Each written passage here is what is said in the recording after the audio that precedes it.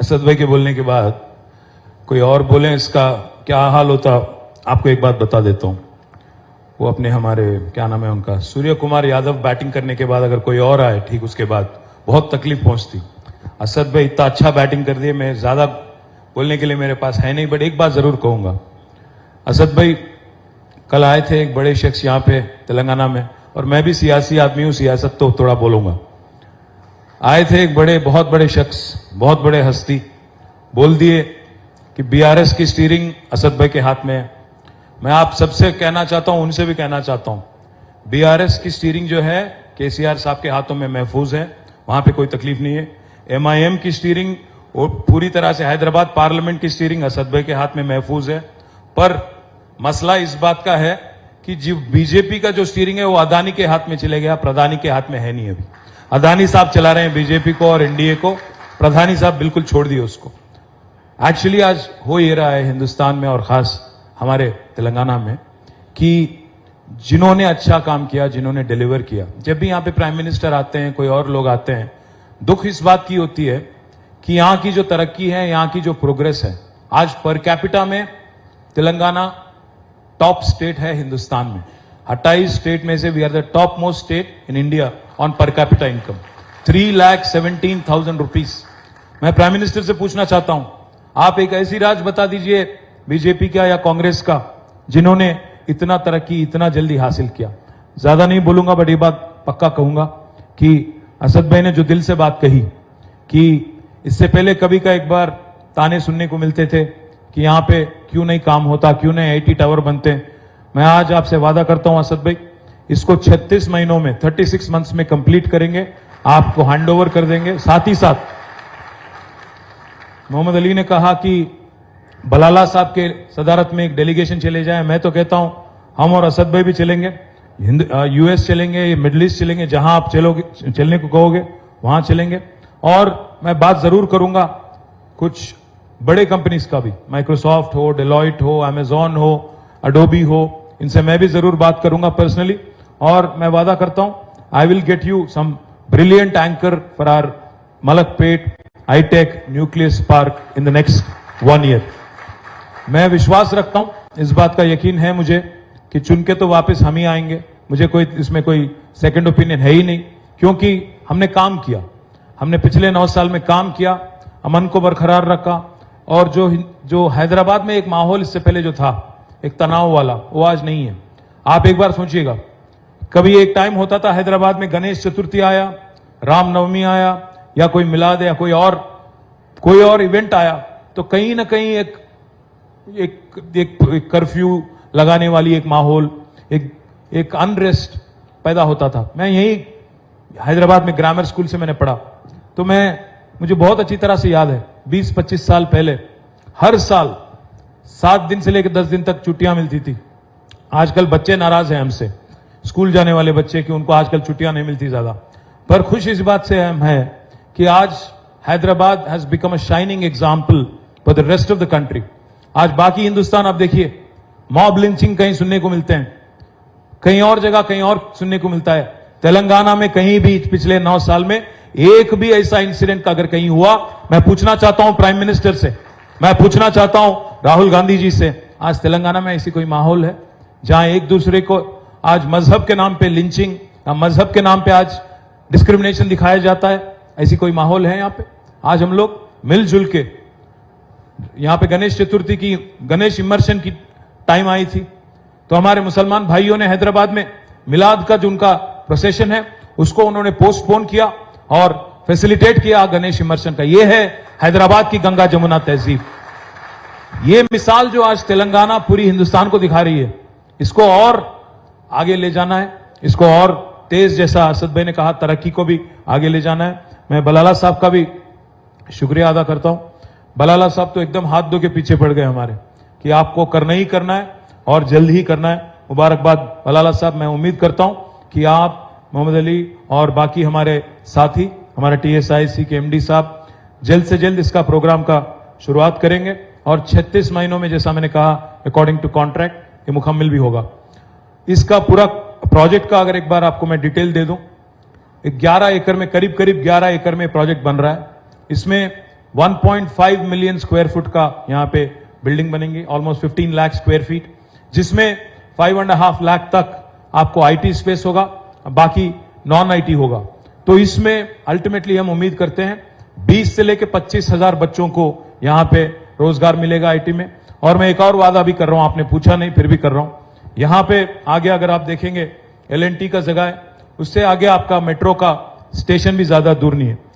जैसा हमने hi tech city में बनाया, मेट्रो से लेकर आईटी पार्क तक एक स्काई वॉक भी वहां पे बनाया, यहां पे भी जरूर बनाएंगे। और बच्चों को आने जाने में भी आपको बाय रोड आने की जरूरत नहीं है, आप मेट्रो में आ सकते हैं। और मैं असद भाई से भी वादा करता हूं और ओल्ड सिटी के हमारे भाइयों से भी वादा करता हूं, आज जो आप देख रहे हैं ये ट्रेलर है, पिक्चर अभी बाकी है और काम बाकी है। मूसी का भी काम करना है, मूसी ब्यूटिफिकेशन करना है, साथ ही साथ एक एक्सप्रेसवे बनाना है वेस्टर्न पार्ट ऑफ ओआरआर से लेकर ईस्टर्न पार्ट ऑफ ओआरआर तक 55 किलोमीटर का एक शानदार एक्सप्रेसवे बनाएंगे, अगली टर्म में आप देखेंगे। साथ ही साथ 415 किलोमीटर की मेट्रो बनाने की बात हो रही है हमारी ओल्ड सिटी मेट्रो के साथ साथ। बाकी आज हम ले जाना चाहते हैं मेट्रो करीब करीब पेद्दंबरपेट तक, मलकपेट से आगे होते हुए पूरी तरह से दिलसुख नगर से होते हुए हयात नगर से होते हुए सीधा जाएंगे पेद्दंबरपेट, और हर तरफ हैदराबाद में मेट्रो कनेक्टिविटी इंप्रूव करने की कोशिश अगले टर्म में जरूर करेंगे। पिछले 2 टर्म में हमने काम किया था, बिजली की सहूलत बेहतर करने के लिए हमने काम किया। जो 7,000 मेगावाट की बिजली थी कैपेसिटी इंस्टॉल्ड, उसको हमने करीब करीब 24,000 मेगावाट तक पूरी तरह से हमने इन्वेस्ट करके 24,000 मेगावाट का एक्सपेंशन हमने किया। साथ ही साथ पानी का सहूलत, पीने की पानी हो या इरिगेशन, खेती के लिए जो चाहिए पानी, उसमें हमने ज्यादा फोकस किया। इसीलिए आज Telangana has become the granary of India. आज राइस प्रोडक्शन में, पैडी प्रोडक्शन में हम लोग पंजाब और हरियाणा को पीछे छोड़ दिए, नंबर 1 स्पॉट पे चले गए। हम गए थे उनके पास, पीयूष गोयल जी के पास, कि भाई आप राइस खरीदो, तो उनको समझ नहीं आया। उनको हमने कहा कि 2014 में यहां से करीब करीब 70 लाख मेट्रिक टन का पैडी निकलता था, आज 3.5 करोड़ टन का मेट्रिक टन का पैडी निकल रहा है। उनको समझ नहीं आया। उन्होंने पूछा हमसे कि भाई क्या चमत्कार कर दिया आपने। मैंने उनसे कहा ऐसा करिए पीयूष जी, आप आइएगा, हेलीकॉप्टर हम लगाएंगे, सरकारी खर्चों से आप आइएगा, हम ले जाएंगे आपको पूरे तेलंगाना में। आज दुनिया का प्राइम मिनिस्टर बोलते हैं वोकल फॉर लोकल, बट जब यहां पे आते हैं तेलंगाना, उनको दिखता नहीं है कि महबूब नगर में जो आज हमने बनाया पालामुरु रंगारेड्डी लिफ्ट इरिगेशन प्रोजेक्ट, जिसमें दुनिया के सबसे मोस्ट पावरफुल पंप हाउस लगे हैं, 145 मेगावाट वाले पंप हाउस लगे हैं, पंप लगे हैं, वो दिखता नहीं उनको। दुनिया का सबसे बड़ा लिफ्ट इरिगेशन प्रोजेक्ट आज हिंदुस्तान में है और तेलंगाना में है, जिसका नाम है कालेश्वरम लिफ्ट इरिगेशन प्रोजेक्ट, जिसमें मोदी साहब ने कुछ नहीं दिया, एक अंडा दिया हमें, जीरो, बिग जीरो। और हमने, हमारी गवर्नमेंट ने केसीआर साहब के लीडरशिप में आज हमने ये प्रोजेक्ट बना दिया। ये पूरा फोकस हमने जो पिछले 2 टर्म में इरिगेशन पे, एग्रीकल्चर पे, रूरल डेवलपमेंट पे और पावर सेक्टर पे ज्यादा जो पैसा हमने खर्च किया, उसका आज रिजल्ट दिख रहा है। Telangana has become a prosperous state in the country, we are the state with the highest per capita. IT की भी आज बहुत अच्छी ग्रोथ है। अभी असद भाई कह रहे थे, मैं आपको, आप सभी को एक बात बताना चाहता हूं, ये शायद आपको बात सुन के थोड़ा ताजुब भी होगा। पिछले 2 साल, last 2 years, we have crossed Bangalore in technology jobs creation in India. We are now the leader. Last year, 33% of the total technology jobs in India came from Hyderabad. This is not my report, this is NASSCOM report. और दूसरी बात, इस साल और भी खुशी की बात है, पिछले साल 33% था हैदराबाद का शेयर, इस साल 44% है। पूरे हिंदुस्तान में जो टेक्नोलॉजी जॉब्स है, 44% jobs are coming from Hyderabad. पर हमने ये सोचा कि एक आईटी ग्रोथ एक ही जगह नहीं होना चाहिए, ग्रोथ होना चाहिए डिस्पर्शन में। इसलिए हमने चालू किया उप्पल में, एक कोम्पल्ली में, और यहां पे आज मलकपेट में भी एक आईटी टावर आ रही है, जो 700 करोड़ के साथ बनेगा। ये 700 करोड़ इसमें पैसा लगने वाला है। जैसा मैंने कहा, 1.5 मिलियन स्क्वायर फुट, मतलब 15 लाख स्क्वायर फुट का बिल्डिंग बनेगा और शानदार बिल्डिंग बनेगा।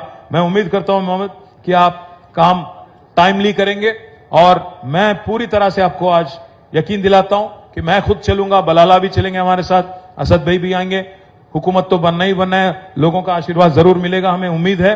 और चल के बाकी दुनिया में जितने बड़े बड़े कंपनीज हैं उनको भी अट्रैक्ट करेंगे हैदराबाद, उनको भी कहेंगे कि आज मलकपेट से जो बच्चे निकल के जाते हैं, जैसा असद भाई ने कहा, जो बच्चे यहां बैठ के गाड़ी में हाईटेक सिटी जाके काम कर रहे हैं, उनको वहां जाके काम करने की नौबत ना पड़े, यहीं पे उनका एम्प्लॉयमेंट भी होगा और घर से बहुत पास में उनका आना जाना होगा।